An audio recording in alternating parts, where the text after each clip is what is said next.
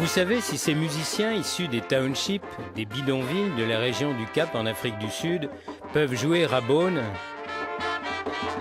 Si ces rugbymen du collège d'Elsenberg peuvent s'entraîner avec les élèves du lycée agricole? Ou bien ces salariés viticoles faire un stage de 2 mois en Bourgogne? C'est grâce à la rencontre en 2001 du préfet de région et de l'ambassadrice d'Afrique du Sud et de leur projet de coopération.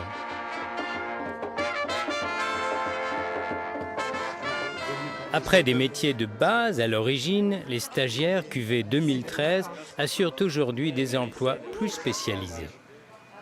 Il y a une évolution importante sur les gens effectivement qui sont envoyés. Initialement, donc c'était des salariés en fait des domaines surtout impliqués dans le secteur viticole.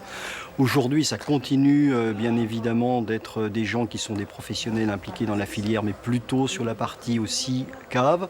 Et aujourd'hui, on a aussi des gens qui viennent grâce à leur métier plutôt tournés vers la sommellerie et vers la présentation des vins. Bonjour et bienvenue à tous, bienvenue au CFPPA de Beaune. Nous sommes ravis d'avoir des étudiants qui viennent d'aussi loin, d'Afrique du Sud, venir découvrir un peu nos traditions viticoles et puis découvrir les vins de Bourgogne, la dégustation, toutes les caractéristiques organoleptiques des vins et ce qu'on recherche un petit peu dans nos nouvelles méthodes de vinification.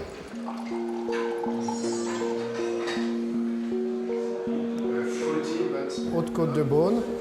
The grapes come from the vineyards, which are on the second part of the hills on the Côte de Beaune area.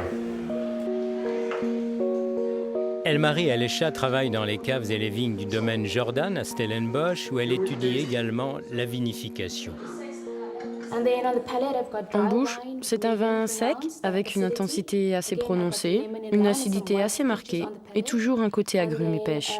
C'est un vin plutôt léger, avec une intensité moyenne en bouche, un vin que l'on peut boire maintenant. Parmi le groupe, 2 animateurs et un professeur de l'école de viticulture d'Elsenberg qui a participé au recrutement des stagiaires dans les domaines sud-africains.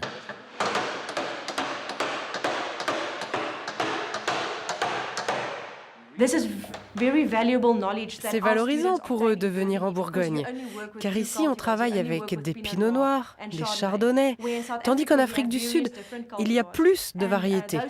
Et on attend d'eux qu'ils ramènent des savoir-faire de Bourgogne, qu'ils les mettent en pratique et les partagent avec ceux qui ne sont pas venus.